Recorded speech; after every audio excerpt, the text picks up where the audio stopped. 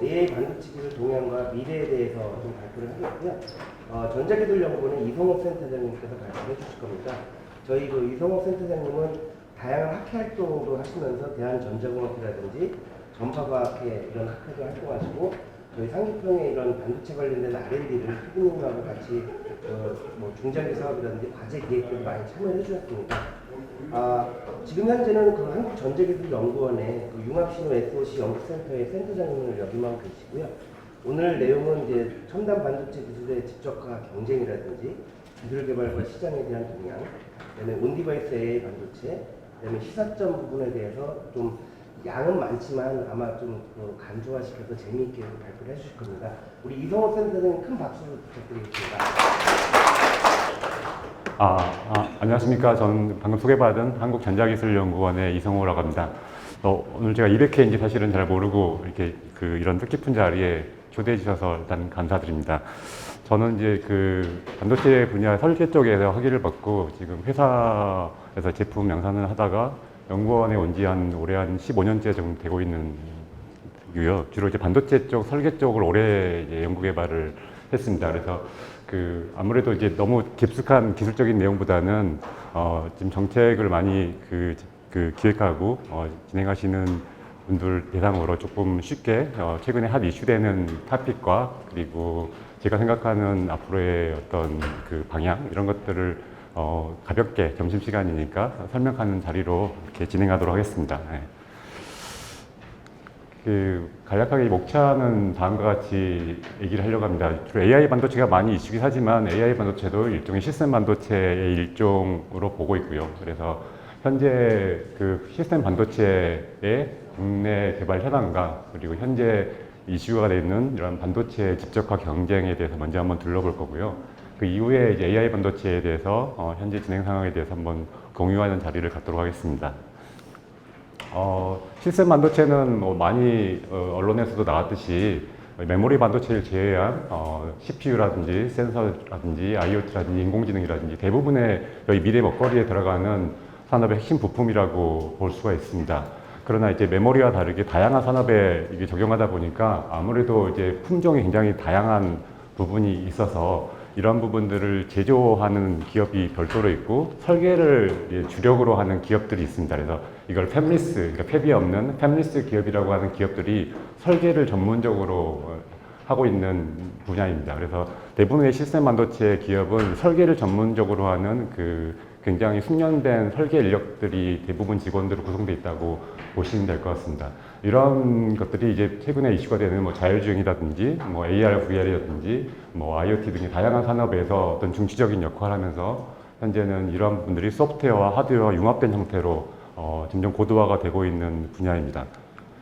시스템 반도체 분야는 사실은 이게 시계 도는 방향으로 보시면은 왼쪽 상단에 있는 것처럼 예전에는 이러한 부품들이 좀 반도체 공정도 별로 좋지 않고 또 기술도 좋지 않아 가지고 큰 이런 PC 기판에다가 이런 저항이나 캐패시터나 이런 것들을 붙여 가지고 큰 모듈로 이렇게 만들어졌습니다. 이게 이제 회로 기판이라고 보통 군에서 얘기하는데 이런 기판들이 여러 개 있어서 하나의 시스템을 만들고 서비스를 해왔습니다. 근데 이제 그런 기술들이 점점 반도체 기술들이 고도화되면서 이 부품, 저 부품을 다 하나의 칩으로 집적화하는 것들이 가속화되고 있습니다. 그래서 이제 오른쪽 상단과 같이 이제 칩 안에 여러 가지 부품들이 들어가 있고 또 오른쪽 하단과 같이 최근에 이게 아마 삼성 28나노 공정으로 만든 애플 A9인데요.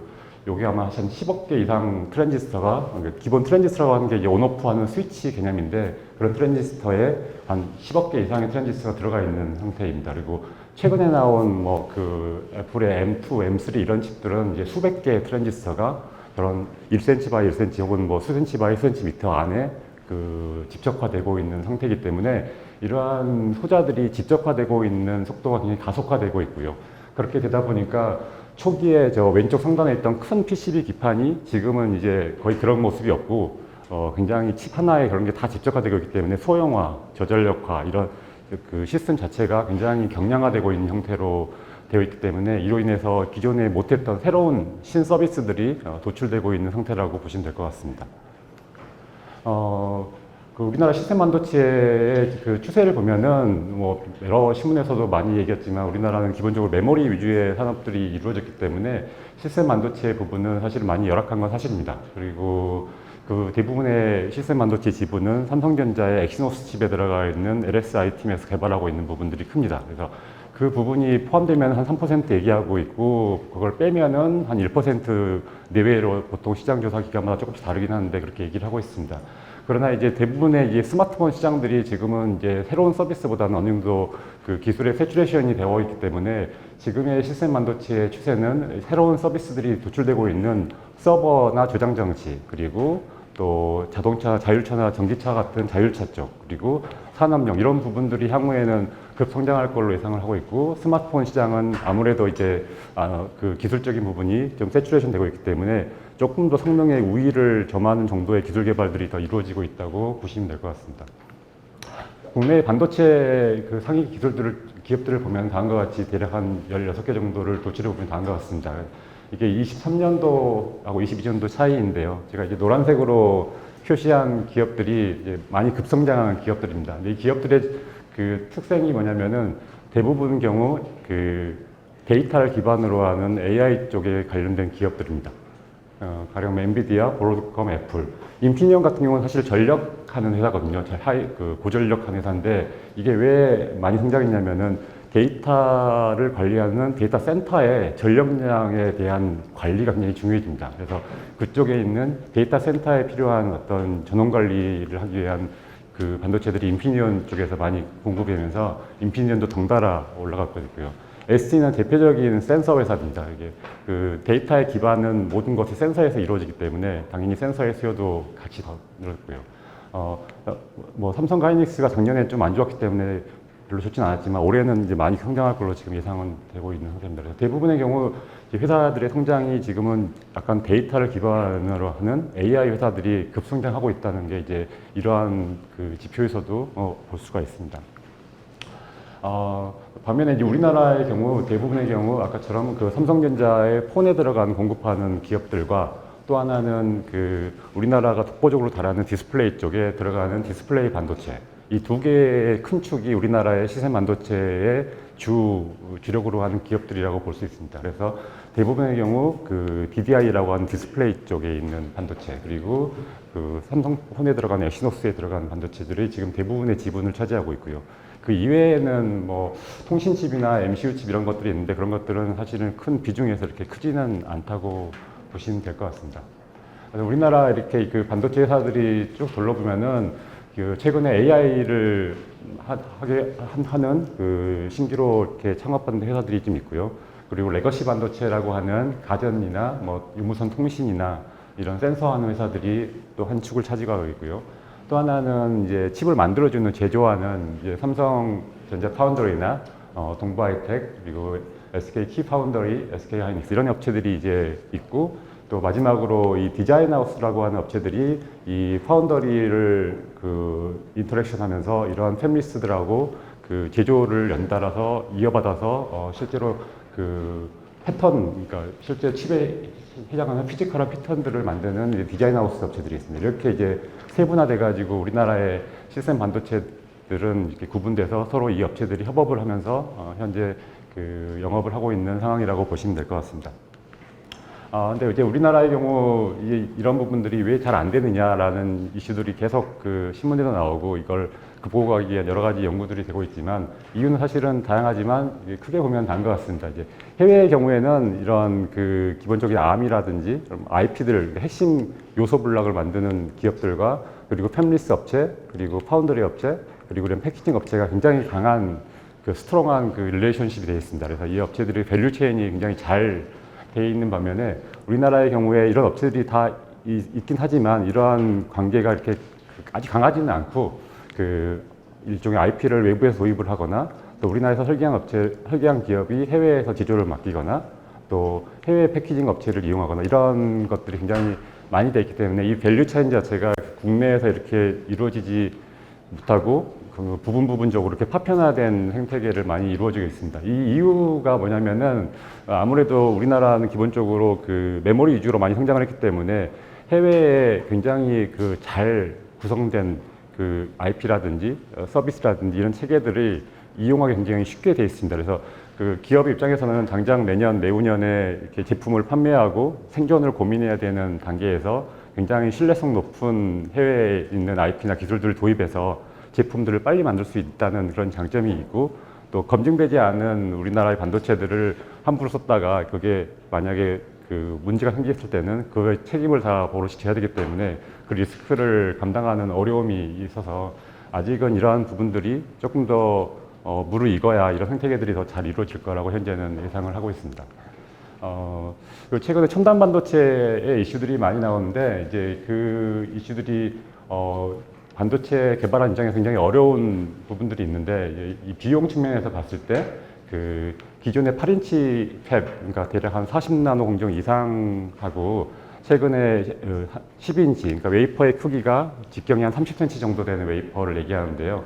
그 정도 되면은 팹 제조 설립이 한 10배 이상 증가한다고 보통 알려져 있습니다. 왜냐하면 그만큼 공정 단계들이 많아지고 공정에 대한 그 고정밀한 그 장비들이 더 늘어나기 때문에 비용이 늘어가는 부분이 있고요. 또 하나는 반도체 설계 비용도 기존에 비해서 대략 한 20배 정도 증가한다고 알려져 있습니다. 이 이유는 이제 그만큼 공정이 그 고정밀화되면서 이 공정에 디펜던트한 설계들이 또 필요하게 됩니다. 그래서 그걸 위한 추가적인 설계 툴이라든지 또 숙련된 인력이라든지 또 이걸 검증하기 위한 인력, 시간 이런 것들이 급격하게 늘어나는 이슈가 있습니다. 그래서 이런 설계 인력도 설계 비용도 엄청나게 늘어납니다. 그래서 최근에 이런 첨단 반도체를 가지고 영업을 하는 기업들 입장에서는 엄청난 비용을 투자하면서 새로운 반도체를 개발해야 되는 그러한 리스크를 가지고 있는 상태입니다. 이건 이제 반도체에 대해서 잘 모르시는 분들을 위해서 좀 쉽게 설명하기 위해서 제가 한 슬라이드를 넣었습니다. 이제 반도체 가격은 어떻게 결정되느냐라고 보면은 맨 처음에 웨이퍼의 가격이 필요합니다. 그리고 웨이퍼 위에 그 마스크라고 하는 저희가 이제 그 회로를 만들 때 회로의 연결을 만들기 위한 여러 가지 패턴들이 들어가는데 그 마스크 가격이 필요합니다. 그리고 마스크 몇 개를 쓸 거냐, 몇 층을 쓸 거냐에 대한 부분이 있고요. 또 설계 비용이 들어가고 또 웨이퍼에서 칩을 몇 개까지 뽑아낼 수 있느냐, 그리고 실제로 칩을 뽑아냈을 때 수율에 대한 이슈가 있을 것 같고 테스트와 패키징 이런 비용들이 모두가 다 더해져 있을 때 그 반도체의 가격이 결정이 됩니다. 그래서 왼쪽 위에 그래프를 보면은 이게 하나의 웨이퍼라고 보면은 웨이퍼에서 이렇게 하나의 칩이라고 생각을 하면은 칩을 이렇게 다 잘랐을 때 전체적으로 칩이 다 정상적으로 돌면 수율이 100%이지만 현실은 수율이 이렇게 나빠질 수 있는 요인들이 있습니다. 디펙트들이 들어가기 때문에. 그래서 그게 이제 첨단 공정일수록 수율이 조금 떨어져서 뭐 최근에 삼성 3나노 같은 경우에 신문에 나오는 게 처음에는 수율이 0%였다가 최근에 좀 올라가서 뭐 20%, 30% 정도 됐다. 이런 얘기들이 나오는 게 이제 첨단 공정일수록 이런 수율을 맞추기가 어려운 부분들이 있어서 생기는 이제 문제들입니다. 그래서 이제 이런 부분들이 있고 또 한 웨이퍼에서 칩을 몇 개까지 뽑아낼 수 있느냐. 왜냐면 칩 하나의 크기에 따라서 다르겠죠. 그래서 예를 들어서 칩 하나가 뭐 가로 세로 1cm 정도 내외 크기라고 하면은 한 웨이퍼 하나에 한 500 몇 개 나온다 칩이. 그러면 이제 500 몇 개가 저희가 모두 수율이 100%라고 하면은 다 양품이 되겠죠. 그러면 이 양품이 웨이퍼 전체의 가격에서 나누기 500 몇 개를 나누면은 칩 하나의 단가가 나오겠죠. 그래서 이런 식으로 칩의 가격들이 이제 결정이 되는데 이거 이외에도 이제 그 업체에서는 다양한 영업 비용과 이걸 마케팅 비용까지 포함돼 가지고 실제로 이제 가격은 책정되게 됩니다. 그래서 이게 첨단 공정일수록 이런 그 마스크 가격이 또 늘어나고 또 마스크의 개수도 이렇게 늘어나기 때문에 첨단 공정이 굉장히 고정밀도에서 좋은 칩을 만들 수 있는 장점이 있지만 그만큼 개발 비용들이 올라가기 때문에 굉장히 큰 시장, 많이 팔 수 있는 시장이 아니면은 이게 만들어도 거의 굉장히 적자가 나는 이런 시장이라고 볼 수가 있게 됩니다. 그래서 반도체를 집적하기 위해서 오랫동안 뭐 지금 한 50년 동안 이런 그 연구 개발들이 쭉 이루어졌습니다. 그래서 그간에 반도체 안에 집적할 수 있는 트랜지스터 개수, 그리고 트랜지스터 속도, 그리고 효율 이런 부분들이 계속 좋아지고 있었습니다. 근데 이제 대략 한 2012년, 그러니까 핀팻이 나온 시점을 기준으로 해가지고 지금 이제 그게 꺾이기 시작했습니다. 그래서 이게 이제 지금은 뭐 3나노, 2나노 이런 얘기도 언론에 나오긴 하지만 그만큼 이제 손폭이 미세화된다고 해서 장점이 꼭 있는 건 아닌 상황이 이제 지금 점점 되고 있습니다. 그래서 보시면은 Fmax라고 하는 트랜지스터에서 낼 수 있는 최고의 속도도 여기 기점으로 해서 꺾이고 있고요. 그리고 CPU의 클락 속도도 어느 정도 세츄레이션이 돼가지고 올라가고 있지 않습니까? 이걸 쉽게 보면 저희가 인텔을 CPU를 매번 그 컴퓨터에서 하지만 인텔의 클락 속도가 어느 이상부터는 이제 더 이상 올라가고 있지 않다는 것을 알고 있습니다. 그만큼 이제 클락의 속도가 더 이상 올라가고 있지 않다는 걸 알 수 있고요. 또 그 채널의 영수도 지금 뭐 3나노 하지만 3나노에서도 이미 지금 주춤하고 있는 상태고 더 이상 한계가 내기 어렵다는 말들도 지금 많이 나오고 있는 상태이기 때문에 이 반도체의 집적이 이게 어느 정도 한계에 다다랐다는 게 거의 지금 정설로 지금 보이고 있습니다.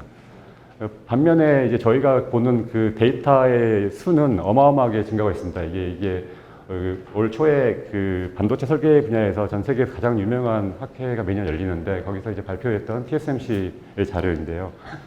매년 그러니까 하루에 그 전 세계에서 사진이 553억 개가 찍힌다고 합니다.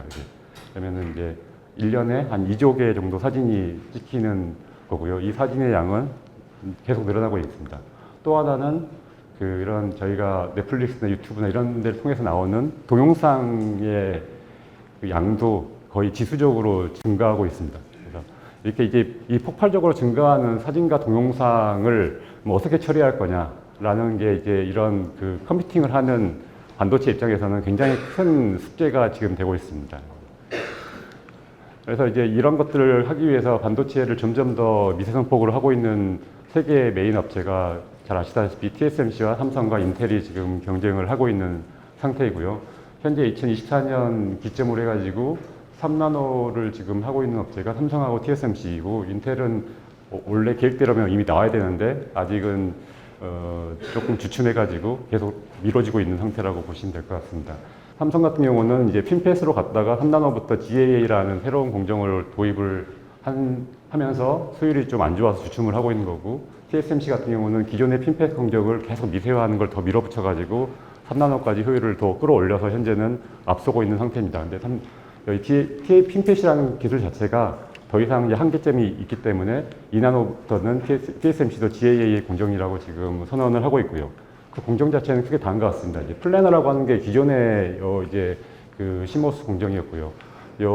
이게 트랜지스터가 결국은 스위치이기 때문에 스위치를 온오프 할 때 이 채널이라는 걸 쓰게 됩니다. 이 채널을 껐다 켰다 하면서 이 패스를 끊고 키고 하는 게 있는데 이걸 속도를 향상시키기 위해서 채널 폭을 점점 줄이게 됩니다. 줄이다 보니까 더 이상 못 줄일 것 같아서 이 핀패시라는 공정에서는 줄이면서 이걸 이렇게 이제 끄집어 올려서 채널을 만들었습니다. 요게 이제 그 과기부 이종호 장관님 특허의 내용인데요. 요걸로 이제 굉장히 많은 돈을 부신 걸로 제가 알고 있습니다. 네. 그리고 이게 이제 핀패시 공정이고 그 다음으로 얘기하는 게 지금 GAA 공정이 다음과 같이 이 채널을 이렇게 게이트로 둘러싸는 게이트 걸 어라운드라고 하는 이 GAA 공정인데 이 부분이 아직 지금 수율 이슈 때문에 아직까지는 많이 지금 어려움을 겪고 있는 상태라고 보시면 될 것 같습니다. 그래서 현재는 지금 많이 이슈가 되고 있는 게 트랜지스터의 집적도가 한계가 달아서 더 이상 이렇게 하면은 어렵다라는 인식이 많이 있어서 현재 많이 이슈가 되고 있는 게 이 패키징 이슈입니다. 그러니까 트랜지스터로 많이 만들어봤자 한 100빌리언, 그러니까 한 1000억 개 정도 트랜지스터를 칩 안에 넣을 수 있을 것 같다라는 게 지금 이제 얘기이고요. 그러니까 가장 최근에 나오는 제일 큰 집적도가 되는 그 엔비디아 칩이나 혹은 애플 칩도 이 정도 좀 됩니다. 1000억 개 정도 가까운 정도 집적도를 넣습니다. 근데 그걸 극복할 수 있는 게 다음과 같이 패키징 기술을 해가지고 2개 이상의 다이를 이렇게 연결시켜서 하나의 패키징으로 둘러싸서 밖에서 봤을 때 하나의 칩이지만 내부에서는 2개 이상의 다이를 연결하는 컨셉으로 가자. 그러면은 1트릴리언, 그러니까 1조까지 더 키울 수 있다라는 컨셉입니다. 그래서 최근에는 이런 패키징 기술을 도입해서 더 고집적도로 향하기 위한 노력들을 많이 하고 있다고 보시면 될 것 같습니다. 그래서 이게 이제 많이 얘기하고 있는 HBM 기술인데요. 이게 하나의 칩이 있고 주변에 이제 메모리가 있는 이런 구조인데 향후에는 이것뿐만 아니라 여기 이제 뭐 실리콘 포토닉스라는 광 기술도 들어가고 또 전원 관련된 부분도 들어가고 또 메모리도 들어가고 다른 통신칩도 들어가서 전체가 하나의 칩처럼 하나의 시스템처럼 정말 SOC라는 말 그대로 시스템 온 칩이죠. 이게 여러 가지 이종 다이들을 섞어가지고 하나의 패키징으로 둘러싸면은 밖에서 봤을 때 하나의 칩이지만 내부를 보면 하나의 시스템을 형성할 수 있다라는 이제 컨셉으로 다양한 기능을 가진 이종 다이를 이렇게 하나의 패키징으로 집적할 수 있다라는 추세로 현재는 연구가 활발히 되고 있습니다. HBM을 여기서 이제 한번 그 말씀을 드리면은 최근에 이제 많이 이슈가 돼가지고 많은 분들도 알고 있을 것 같은데 HBM이라고 얘기를 하는 것은 보통 이 D램 다이가 있습니다. 하나의 D램 다이가 보통은 2기가짜리 D램 다이를 쓰는데요. 이 D램 다이를 막 갈아가지고 높이를 한 700 마이크로 정도로 이렇게 굉장히 얇게 갑니다. 그래서 이 D램 다이를 이렇게 스택으로 쭉 쌓습니다. 그래서 이제 지금 많이 쓰고 있는 게 HBM3까지 쓰고 있는데 초기에 HBM1이 다이를 한 4개 정도 썼다가 점점 키워가지고 지금은 제일 많이 최근에 나온 게 16개를 쌓았습니다. 그래서 16개를 쌓아가지고 16개의 내부를 이렇게 다 관통하는 이 TSV라고 하는데 관통하는 그 비화를 다 뚫어버립니다. 그래서 내부에서 이쪽 이 다이 1번부터 16번까지 다 액세스를 할 수 있도록 이렇게 만드는 게 이 HBM이라고 보시면 될 것 같습니다. 그래서 가령 HBM 하나가 2기가라면은 요게 이제 16개면은 32기가가 되겠죠. 요거 같은 경우 예를 들어서 12층이니까 24기가가 되는 거고요. 그리고 하나의 속도가 만약에 1024개의 이 비하를 뚫어가지고 초당 하나가 8기가라면은 8기가 곱하기 이렇게 계산을 하면은 대략 1초에 1024 기가바이트의 속도로 D램을 액세스할 수 있게 됩니다. 그러면은 이게 왜 좋냐면은 기존에 이게 이제 반도체들은 외부에 D램들이 있습니다. 외부에. 그러니까 보드 내에 다른 D램들이 있고 그 D램을 연결하기 위해서 이 기판에서 이렇게 와이어가 연결돼 가지고 통신을 하게 되면은 와이어도 길어지고 또 그걸로 인해서 속도 제한도 되고 와이어를 이렇게 1024개 이렇게 많이 갈 수도 없습니다. 근데 이제 요거 같은 경우는 이 많은 와이어들을 밑에 칩과 연결을 인터포저라는 별도의 레이어를 수행해서 1024개 라인을 거쳐가지고 이 D램 간에 연결하기 위해서 이 D램을 가장 가깝게 칩 위에 배치를 하게 됩니다. 그렇게 되면은 엄청난 많은 용량의 D램 액세스를 굉장히 고속으로 할 수 있기 때문에 이런 데이터들을 많이 처리하는 칩 입장에서는 굉장히 유리한 구조가 됩니다. 근데 이게 이제 어려운 기술이 이런 D램들을 막 스택을 이렇게 쌓으면은 그 연결이 사실 잘 돼야 되는데 이게 온라인 이슈도 있고 또 접합의 문제, 신뢰성 이슈들이 있기 때문에 이게 이제 쉬운 기술이 아니게 되기 때문에 이런 부분들을 얼마나 신뢰성 있게 잘 쌓아가지고 만들 수 있느냐. 요 부분이 이제 어려운 기술인데 초기에 이제 이런 부분들이 기존의 D램보다 제조 공정도 비싸고 그 별로 쓸 때가 이렇게 많지 않았기 때문에 그 많이 시도를 안 했는데 그 이제 SK가 선도적으로 이걸 좀 해서 굉장히 고부가가치의 HBM 시장을 진입을 하게 되었습니다.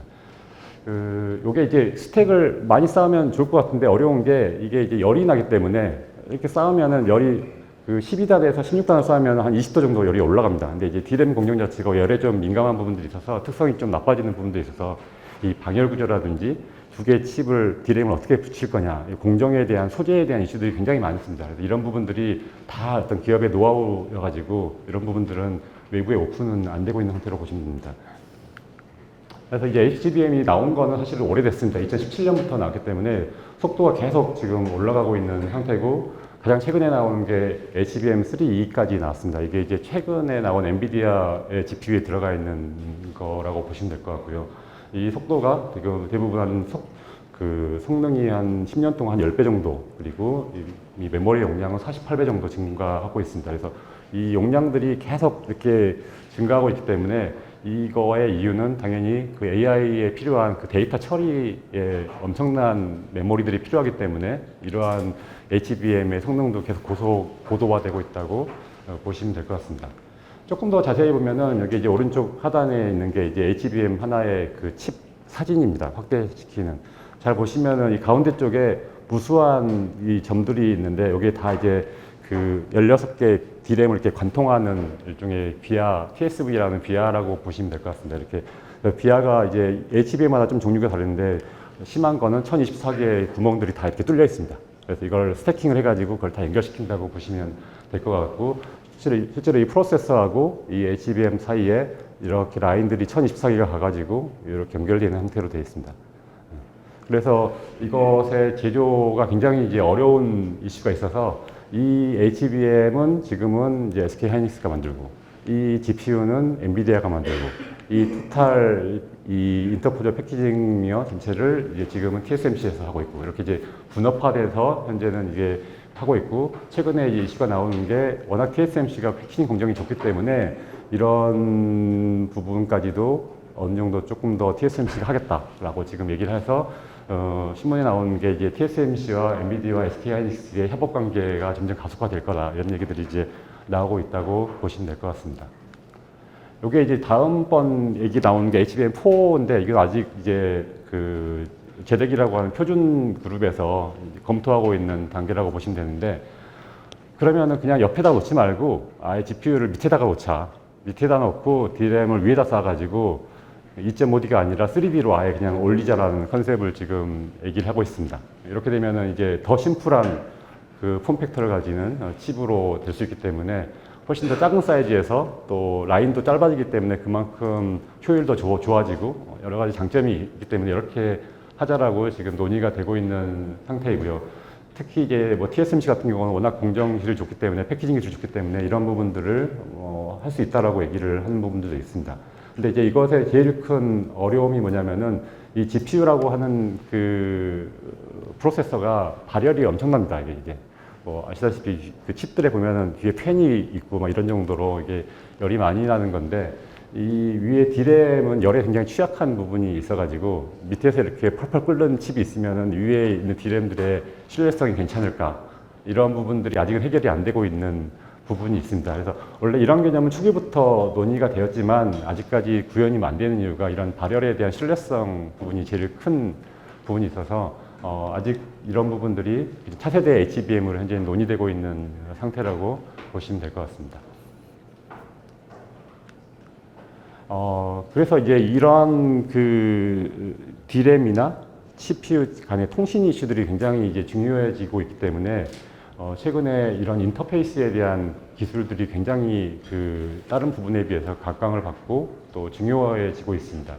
그래서 메모리 간의 그 통신을 위한 인터페이스가 있을 것 같고 또 뭐 카메라나 뭐 레이더나 뭐 라이다 같은 센서 간의 인터페이스가 또 있을 것 같고 또 우리 저희 뭐 그 MPU 같은 인공지능 반도체끼리의 어떤 네트워크 또 컴퓨터 간의 네트워크 이런 다양한 네트워크에 필요한 인터페이스의 속도도 점점 데이터가 고도화지면서 데이터 양이 많아지면서 점점 속도가 빨라지고 있습니다. 그리고 각 그런 인터페이스마다 어떤 이걸 주도하는 그 기업들이 있어서 기업의 어떤 헤게모니 싸움이 있고 그런 속도가 점점 형성되면서 자기 회사의 미는 표준들을 전 세계에서 어떤 국제 표준으로 하기 위한 경쟁도 굉장히 치열하다고 볼 수 있을 것 같습니다.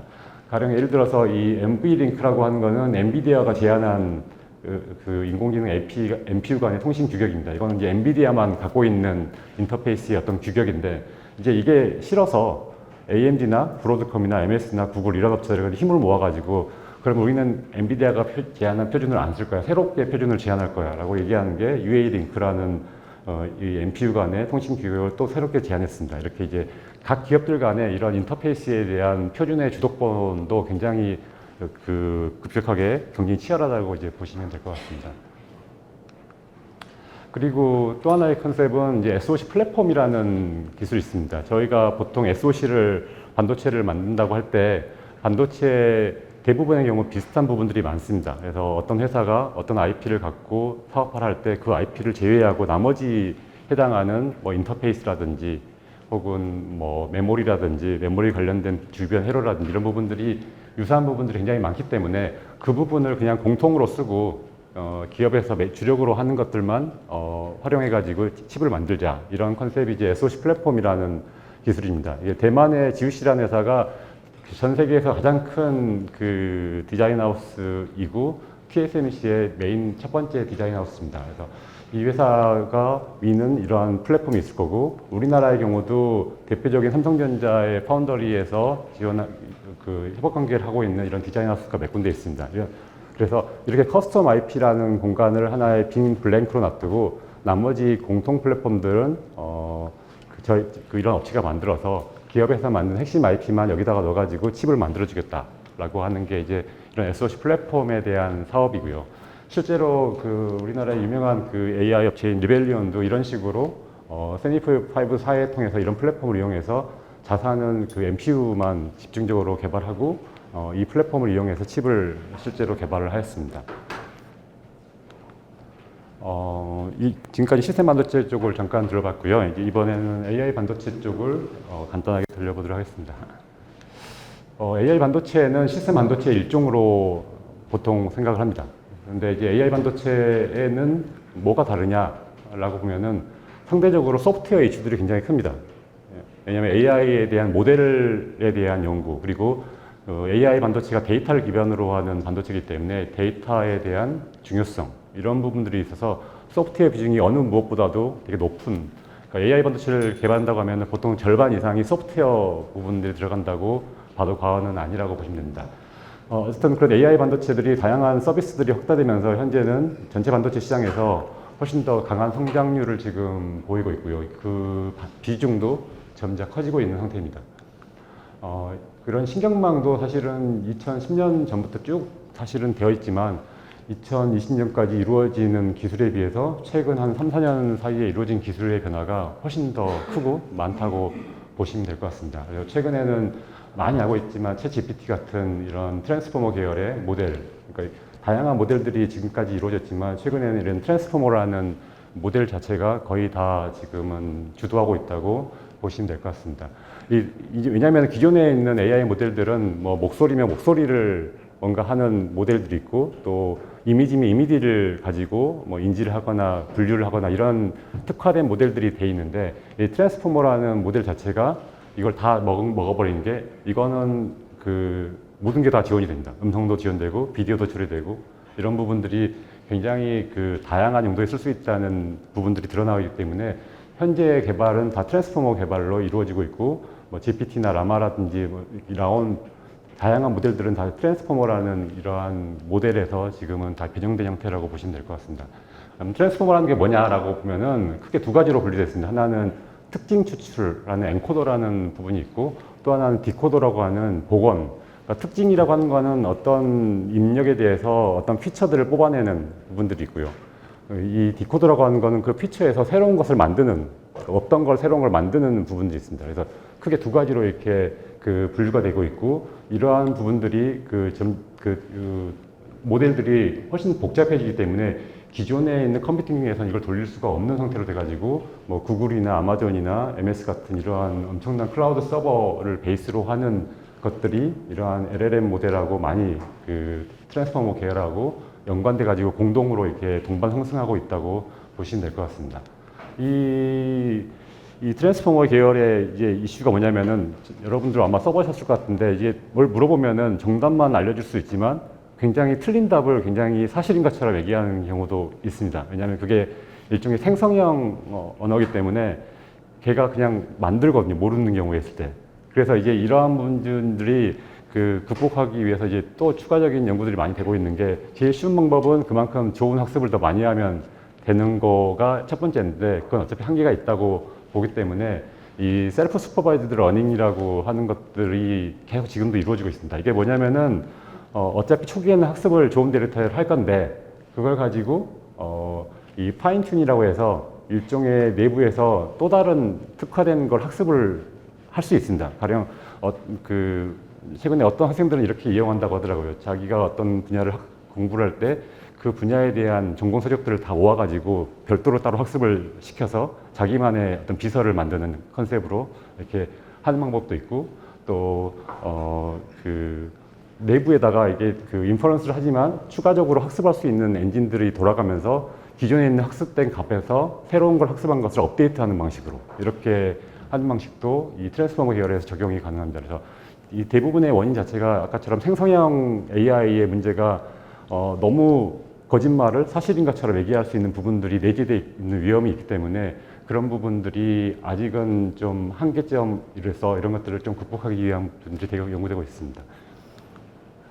어쨌든 이러한 그 라지 랭귀지 모델 자체가 트랜스포머 계열이긴 하지만 기존에 못했던 새로운 서비스들이 굉장히 자연스럽게 이루어질 수 있는 부분들이 있습니다. 그래서 최근에 새롭게 그림을 그린다든지 디자인을 한다든지 또 가격을 결정할 때 이용한다든지 또 의료 데이터를 처리한다든지 이런 부분들이 기존보다 높은 정밀도를 가지면서 처리할 수 있기 때문에 최근에는 굉장히 많이 여러 가지 분야에서 활용이 되고 있습니다.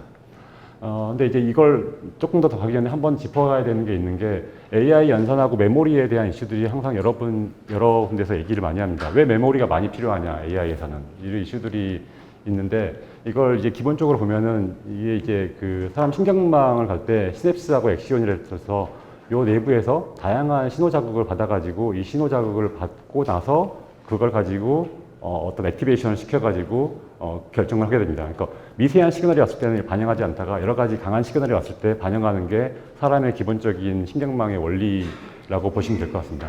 이걸 이제 미믹한 게 이런 네트워크로 만든 거고 하나의 포인트에서 다양한 이런 신호를 받아가지고 이 신호를 가지고 이 시그널의 크기를 가지고 결정을 해서 그 다음 스테이지로 넘어가게 됩니다. 그러면 이거를 이제 수식으로 표현하면은 이렇게 가령 세 개가 있다고 했을 때 세 개의 시그널을 받아가지고 세 개의 시그널의 스트렝스, 세기를 받고 이 세기를 다 더해가지고 어느 임계점이 넘었을 때 그 다음 스테이지로 넘어가게 됩니다. 그러면은 이 연산을 잘 보면은 결국은 곱하기 연산과 더하기 연산, 이 연산이 기본이라고 보시면 될 것 같습니다. 그래서 이 곱하기 더하기라고 하는 게 결국 multiply and accumulation, 이 연산이 모든 AI의 신경망의 기본 연산이라고 보시면 될 것 같습니다. 가령 뭐 사람의 뇌는 이런 시냅스가 그 기사에 보면은 한 100조가 넘게 있다고 합니다. 그만큼 엄청난 그 신경망이 사람 뇌에 있는데 그만큼은 사실은 하드웨어는 아직까지 구현은 어려운 상태이고요. 어쨌든 이런 것들이 엄청난 네트워크이기 때문에 이 맥 연산이라고 하는 것들이 이 AI 연산에서는 엄청난 연산이 필요하고 이게 하나 만들어 가지고 그 다음 하면 너무 느리기 때문에 병렬로 이걸 수백 개 수천 개를 만들어 가지고 연산을 해야 됩니다. 그러려면은 이 곱하기하고 더하기 할 때 이 데이터들을 어딘가 저장을 해놔야 계속 더할 수 있고 곱할 수 있고 이렇기 때문에 이 데이터들이 다 필요하게 됩니다. 그 데이터를 저장할 수 있는 공간이. 그래서 이 그 웨이트라고 하는 스트렝스를 결정하는 이 웨이트 값 그리고 멀티플라잉 애드하는 결과값 이런 값들이 메모리에 다 저장을 해놔야 그걸 가지고 또 다음 스테이지에서 맥 연산을 하고 이렇게 되기 때문에 메모리를 많이 머물 수가 없는 구조입니다. 그래서 이제 그 많이 신문에 나오는 게 이제 뭐 테라플롭스, 톱스, 뭐 테라플롭스 퍼 와트, 톱스 퍼 와트 이런 용어들이 많이 나오는데 이게 이제 뭐냐면은 테라라고 하는 건 이제 10의 10승이 이제 기본이고요. 그리고 플랍스라고 하는 건 F라고 붙는 거는 이제 이 플로팅을 얘기합니다. 플로팅 포인트. 그리고 옵스라고 하는 건 그냥 오퍼레이션입니다. 이게 뭐냐면은 플롭스라고 하는 거는 이제 이 플로팅 포인트라고 해서 이렇게 그 정수가 아니라 밑에 있는 이 지수로 나눠서 이게 정수배와 지수배로 이렇게 나눠지게 됩니다. 그래서 총 32빛을 쓰는데 몇 빛은 정수를 쓰고 몇 빛은 이게 지수를 쓰는 이런 컨셉으로 수 계열을 나누는 걸 플로팅이라고 하는 거고요. 인티저는 그냥 이렇게 인티저 숫자입니다. 그래서 이제 플롭스라고 하는 거는 이 플로팅 베이스에 연산하는 오퍼레이션 개수를 얘기하는 거고요. 톱스라고 하는 거는 일반적으로 플로팅 포인트를 안 쓰고 인티저를 쓰는 오퍼레이션 개수를 얘기합니다. 그래서 이제 테라라고 붙어 있는 거는 이제 10의 10승, 그러니까 10의 10승계의 오퍼레이션 개수를 한다라는 게 이제 톱스고요. 테라플롭스는 10의 10승계의 플로팅 포인트 연산을 한다라는 게 이제 그 테라플롭스라고 얘기를 하는 거고요. 그리고 테라플롭스 퍼 와트는 1와트당 이걸 얼마나 하느냐. 그리고 탑스 퍼 와트는 1와트당 이걸 얼마나 하느냐. 보통 이렇게 이제 얘기를 할 수 있습니다. 근데 이제 보통은 이거를 이제 그 얘기를 하는 게 그 인티저로 하면 훨씬 더 심플하죠. 근데 이제 그만큼 정밀도가 떨어지는 부분들이 있어서 어떤 회사는 플로팅 포인트로 하고 어떤 회사는 우리는 인티저로 해도 플로팅 포인트만큼 결과를 낼 수 있다라고 주장을 하는 회사들이 있습니다. 그래서 이제 업체마다 조금씩 스타일이 다르고 기술력이 다르기 때문에 뭐가 좋다 나쁘다 얘기하기는 어렵지만 기본적으로 이 인티저가 훨씬 더 에너지는 작게 먹습니다. 왜냐하면 그만큼 메모리가 작아도 되기 때문에. 그래서 이 오퍼레이션이라는 거 기본적으로 이 맥 연산을 몇 번을 하느냐에 대부분 결정한다고 보면 될 것 같습니다. 결국은 이 톱스 와트라고 하는 거는 이 맥 연산을 결국은 얼마나 많이 할 수 있느냐 동시에. 그래서 이걸 가지고 AI 반도체 성능이 얼마다 보통 이렇게 얘기를 각 업체들이 주장하고 있다고 보시면 될 것 같습니다.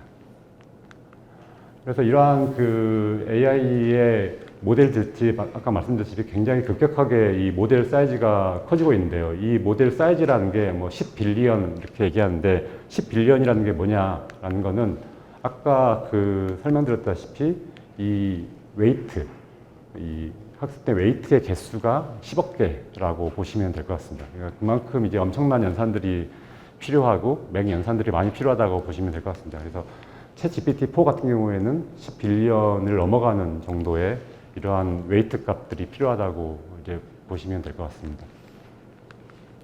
그래서 이렇게 많은 그 웨이트 값들이 증가하면서 데이터가 많으니까 그만큼 처리하는데 많이 부담을 느껴가지고 그 각 업체들이 이제 이것들을 각자의 클라우드를 위해서 자체 칩을 만들고 있는 상태이고요. 워낙 많은 시간과 사람과 비용이 들기 때문에 더 이상 이제 올라가는 게 한계가 있고 할 수 있는 회사도 이제 전 세계밖에 안 남았다고 보시면 될 것 같습니다. 그래서 이제 최근 이슈가 되는 게 뭐 이런 국내에서도 리벨리온이라든지 퓨리오사라든지 이런 칩들을 만들고 있긴 한데 이게 이제 한계점이 이제 다다라서 이런 부분들이 사실 기술적으로는 사실 이미 어느 정도 세츄레이션이 돼 있는데 얼마나 지금은 더 데이터를 많이 해가지고 더 고도화시킬 수 있느냐 이런 부분만 지금 남아있는 상태이고요. 그래서 이제 온디바이스 AI 반도체라는 게 최근에 많이 이슈가 되고 있는 게 그럼 서버 없이 돌려보자 라는 게 이제 새로운 추세라고 보시면 될 것 같습니다. 그래서 그 온디바이스 AI의 큰 장점은 서버 연결이 없으니까 보안에 대한 이슈들이 좀 자유로워지고요. 또 네트워크가 끊기기 때문에 네트워크에 대한 부하에 대한 이슈들이 없어서 좀 더 가볍게 할 수 있고 또 지연 시간이 짧기 때문에 빠른 의사결정 그리고 로파워가 될 수 있는 이러한 장점들이 있기 때문에 온디바이스 AI가 최근에 굉장히 각광을 받고 있습니다. 제일 큰 시장 부분은 아무래도 이제 그 비전, 머신 비전 쪽에서 뭐 인스펙션을 하거나 아니면 차량이나 로봇 같은데 눈 역할을 할 수 있는 부분에서 가장 많이 사용을 되고 있습니다. 뭐 시장도 온디바이스 쪽은 굉장히 전망이 밝게 되어 있고요. 그 최근에 이제 삼성전자 갤럭시에서도 실시간 통역하는 서비스를 온디바이스 AI로 하겠다고 해서 신제품이 나온 걸로 알고 있는데요. 아마 동영상을 보신 분도 있겠지만 아직까지는 이렇게 좀 지연 시간이 조금 있습니다. 근데 이제 그게 아마 다음 버전, 다다음 버전에서는 거의 실시간성으로 되지 않을까 기대는 하고 있습니다.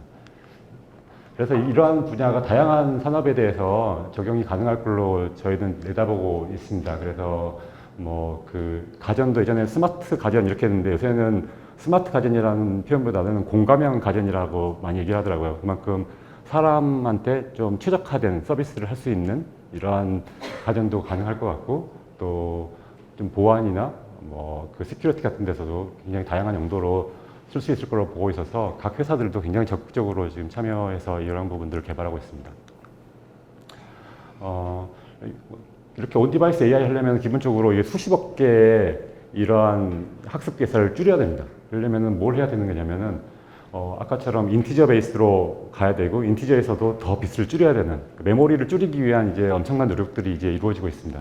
그게 이제 모델에서도 이루어졌고 또 반도체에서도 이루어지고 있고 다양한 분야에서 이런 부분들이 이루어지고 있고 또 딥러닝 네트워크의 구조 자체도 새롭게 좀 만드는 작업들이 이루어지고 있습니다. 이런 부분들이 조금 더 최적화되는 부분들로 가는 방면에 범용성을 좀 잃어버리는 또 단점도 일부 있습니다. 그래서 이제 모델 사이즈가 얼마 정도 돼야 가능한 거냐라는 얘기들이 많이 나고 있는데 보통 한 10빌리언 정도의 모델 정도는 가능할 거다라고 얘기하는 게 보통 메모리 1기가 D램 정도가 한 10빌리언이 한 1기가 정도 됩니다. 그래서 얼추 보면은 1기가보다 이상, 한 2, 3기가 정도 되면은 가능할 거다라고 보통 얘기를 하고 있습니다. MPU 또한 그 좀 더 경량화시키기 위해서 다음과 같이 CPU 구조에서 몇 개의 가속기를 집어넣어서 가속화시키는 형태로 칩들이 개발되고 있고요. 또 MPU의 구조도 이런 핀 같은 메모리를 이용한 그 메모리를 조금 더 줄이기 위해서 메모리 내부에서 연산을 할 수 있는 PIM이라는 AI 기술도 최근에 이제 큰 에타 사업으로 진행하고 있는 부분들이 있습니다. 또 하나는 뉴로모픽 칩처럼 정말 사람의 뇌의 원리를 그대로 미믹하는 형태의 사람의 뇌는 실제로 스파이킹 시그널로 이루어져 있기 때문에 그런 시그널로 이루어지면서 이러한 알고리즘도 새로 사람의 뇌에 가깝게 하자라는 시도들도 이루어지고 있습니다. 근데 아직은 이런 부분들은 조금 더 연구해야 되는 토픽으로 알려져 있습니다. 사실은 사람 뇌가 제일 효율적인 게 사람은 뇌가 한 20와트 정도 파워를 먹는 걸로 알려져 있는데 사실 뭐 에너지도 저희 아무거나 먹어도 머리 잘 돌아가고 있기 때문에 효율 측면에서 보면은 가장 좋은 게 사람 뇌인데 아까처럼 사람의 시냅스는 125조 정도의 엄청난 연산을 할 수 있는 용량이기 때문에 아직은 그만큼을 하드웨어로 구현할 수 있는 기술은 없습니다. 테슬라도 마찬가지로 자체 칩을 개발해가지고 이렇게 그 자율주행할 때 인지라든지 비교라든지 밸리데이션 각각에 대한 행동들을 다 AI로 돌리고 또 이걸 칩을 두 개를 써가지고 듀플리케이션 하나가 동작을 안 하더라도 하나로 동작할 수 있는 이러한 신뢰성을 갖추고 제품들을 만들고 있고요. 삼성도 마찬가지로 이번에 퀄컴 칩을 가지고 이런 것들을 AI 서비스를 하겠다고 지금 하고 있습니다. 또 하나의 많이 연구되고 있는 토픽이 PHM이라고 하는 게 이제 핵심 부품들, 자동차나 비행기나 선박이나 핵심 부품들이 있습니다. 가령 모터가 가령 고장이 나면은 큰 사고가 나는데 모터가 고장 나기 전에 사전에 이걸 알 수 있는 좀 잘 드러나지 않는 시그널들이 있습니다. 이런 센서를 통해서 이런 것들 미리 예지를 하고 수명을 예측하고 고장을 미리 사전에 예지한 이런 기술들이 PHM 기술들인데 이러한 부분들도 최근에 이런 반도체 쪽에서 많이 연구되고 있는 토픽이라고 보시면 될 것 같습니다. 그리고 최근에 이제 군에서도 워낙 방위산업 자체가 활성화되고 또 수출도 하고 있는 상태다 보니까 특히 이제 드론을 기반으로 하는 군 무기 체계들이 많이 연구되고 있어서 AI 분야가 많이 연구되고 있습니다. 특히 이제 드론 특성상 이게 이제 채널 통신이 끊겨져 있는 온디바이스 AI가 필요한 이런 응용이기 때문에 군에서도 굉장히 관심을 많이 가지고 하고 있는 걸로 알고 있습니다. 해외에서도 마찬가지로 이건 뭐 일본 회사인데요. 이미 이제 이런 NPU 회사는 어느 정도 국내외에 굉장히 많이 생기고 있어가지고요. 이미 어느 정도 이제 차별성을 드러내기 어려운 상황 정도로 가고 있습니다. 가령 CES에 나가보면은 NPU 회사만 해도 수십 개일 정도로 그 기업들의 차별화가 어떤 점이 있는지 사실은 잘 드러나지는 현재는 않고 있습니다. 네, 마지막으로 간단하게 대연 시사점으로 마치겠습니다. 이게 이제 반도체 개발하는 관점에서 보면은 반도체는 한 웨이퍼에서 여러 가지 칩을, 수백 개의 칩을 만들고 또 그 웨이퍼를 수십 장 찍어야 되기 때문에 한 번에 뭐 수만 개, 수십만 개를 팔아야 되는 사업입니다. 그런데 이제 신서비스 같은 경우에는 미래는 유망하지만 아직은 시장이 무르익지 않아서 시장 자체가 또 크지는 않습니다. 근데 또 해야 되는 분야는 또 맞고요. 근데 반도체 관점에서 보면은 물량이 개런티가 되지 않으면은 이 개발비가 워낙 많이 들기 때문에 사실 투자하는데 굉장히 어려움이 컸습니다. 최근에 이제 국내에서 많이 이슈되고 있는 몇 개 AI 회사들을 잘 보면은 굉장히 많은 투자를 받았지만 아직 매출은 없습니다. 왜냐하면 미래에는 굉장히 유망하다고 하지만 그 시장 자체가 아직은 서비스를 먼저 주도하고 있기 때문에 검증된 플랫폼을 가지고 서비스를 하려고 하지 이게 단가 싸움으로 가면서 아직은 국내 반도체를 사용하려고 하는 시도는 아직 이루어지고 있지 않습니다. 반면에 기존 서비스가 이미 이루어지고 있는 시장에 있는 부분은 이제 안정된 수요가 있습니다. 근데 반도체에 들어가려면 이제 가격 싸움을 해야 되는 거죠. 이제 이런 것들을 잘한 게 이제 중국 쪽하고 대만 쪽이 굉장히 잘했습니다. 왜냐하면 그쪽에서는 이제 정부의 보조금 정책들이 사실은 비공식적으로 굉장히 많이 이루어지고 있다고 들어서 굉장히 단가를 후려치고 들어와가지고 국내에 있는 이미 공급을 하고 있는 팹리스의 영업을 많이 뺏어갔습니다. 이런 부분들이 있어서 이제 가격 경쟁력을 우리가 가질 수 있느냐. 그래서 이 두 가지 부분이 사실은 이제 팹리스 기업 입장에서는 굉장히 고민 포인트라고 보시면 될 것 같고요. 대부분의 이제 수익이 나는 기업들을 보면은 이 신서비스를 한다고 굉장히 이제 프로모션을 하고 실제 매출은 기존 서비스에서 이게 매출이 나는 구조를 많이 일단 가지고 있습니다. 그리고 또 하나의 부분은 민간 주도와 공공 주도. 그러니까 최근에 이제 반도체 개발들이 워낙 비용이 많이 들다 보니까 예전에는 수억 가지고 칩을 만들었는데 지금은 작게는 수십억, 수백억 이런 한번 테스트 칩을 만들려면 비용이 이렇게 들어가고 있는 상태입니다. 그러면은 팹리스 입장에서는 칩을 뭐 한 번 만들었는데 잘 안 들어오면서 한 두 번, 세 번 만들면은 그냥 회사 문 닫아야 되는 상황으로 이제 몰리게 되는 상황이기 때문에 이 수백억 되는 이 연구 개발을 정부에서 지원할 수 있는 게 가능한 거냐, 아니 현실적인 또 한계가 존재해서 이런 부분은 어느 정도 민간이 주도하고 정부는 일정 부분 정도 도와준 형태로 가야 되지 않겠느냐 이런 부분도 없지 않아 있습니다. 또 하나는 이제 실패 가능성이 굉장히 큰데 파급력이 있는 이런 미래 도전적인 분야는 사실은 이건 민간에서 하기는 어려운 부분들이 있고요. 또 공급망 내재화하는 관점에서 우리나라에서 반드시 갖춰야 되는 부품들이 있습니다. 그런 부분들, 또 공공 분야에서는 틀림없이 우리나라 반도체를 사용함으로써 조금 더 국내 기업들을 지원할 수 있는 부분들이 있다고 생각합니다. 가령 뭐 중국 같은 경우에는 반도체를 사용하는 모듈들이 있습니다. 그러니까 반도체 입장에서는 수요 기업이죠. 이 모듈들이 모듈 기업들한테 중국에서 개발된 반도체를 사용하는 모듈로 제품을 만들 때는 보조금을 주는 걸로 알고 있습니다. 그러면서 이제 수요 기업 입장에서 국내 반도체를 자국 내 반도체를 사용하도록 유도하는 그런 정책들도 굉장히 좋은 방향이라고 저는 생각을 하고 있습니다. 또 하나는 이제 향후에는 이제 데이터베이스로 다 간다고 생각합니다. 왜냐하면 데이터 양이 이제 어마어마하기 때문에 이 데이터에서 새로운 시장이 있고 기회들이 있을 걸로 보고 있습니다. 따라서 새로운 가치 창출은 이런 데이터 기반에서 나올 가능성이 굉장히 크다고 보고 있고요. 반도체 개발 동안 이러한 데이터 생태계를 강화하는 정책으로 가야 됩니다. 가령 예를 들어서 오픈소스화, 많이 최근에 이제 오픈소스화가 강화되고 있죠. 국내의 한 어떤 업체들도 AI 개발한 업체인데 AI를 다 오픈하겠다, 소스 코드를 이렇게 얘기하는 업체들도 있습니다. 그러면서 자기들이 조금 더 고도화된 서비스나 소프트웨어를 최적화하는 걸로 수익을 내겠다, 이렇게 생각하는 기업들도 있습니다. 또 하나는 가상화입니다. 최근에 이제 비용들이 워낙 많이 들기 때문에 이걸 사전에 가상화시켜서 칩을 검증하고 또 테스트하고 소프트웨어를 개발하고 이러한 부분들이 굉장히 많이 그 기업들에서 새로운 소프트웨어나 영업을 하고 있습니다. 그래서 이제 이런 가상화 부분에 대한 부분도 점점 중요화되고 있고요.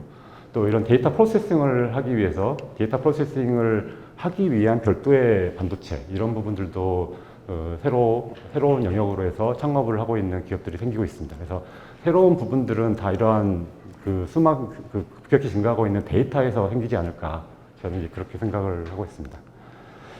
그리고 이건 아까 말씀드린 이런 그 반도체 개발화 관점에서 반도체만 가지고 개발하면 이제는 아닌 것 같고, 이런 시스템 레벨 또 모듈 레벨에서의 그 시스템적 관점에서의 반도체 개발이 이제 필요한 형태라고 보시면 될 것 같습니다. 그래서 이게 자동차 반도체가 특히 이제 그런 것들이 많이 이루어지고 군에서도 많이 이루어지고 있는데, 시스템 레벨의 사양, 그리고 그 사양에서 한 단계 내려오고 한 단계 내려오고 하면서 마지막에 있는 반도체 사양까지 결정되는 이러한 어떤 시스템적인 관점에서 이제 접근을 해야 되지 않을까라고 생각을 하고 있습니다. 그리고 아까 말씀드린 건 가상화 관점, 이런 것들이 다 가상화시켜서 기획 설계해서 테스트까지 할 수 있는 부분들이 향후에는 좀 더 강화돼야 되지 않을까 생각을 하고 있습니다. 짧은 시간인데 마지막 페이지입니다. 이게 이제 그 2030년에 지금 예상하는 게 세미컨덕터 반도체 섹션만 한 1,400조 정도 시장으로 지금 1,400조 시장으로 보고 있습니다. 1,400조 달러죠. 그래서 이 시장을 어떻게 우리가 가져가야 되냐, 이게 이제 그 굉장히 중요한 부분이라 생각하고 놓칠 수 없다고 생각을 하고 있습니다. 발표는 여기서 마치도록 하겠습니다. 감사합니다.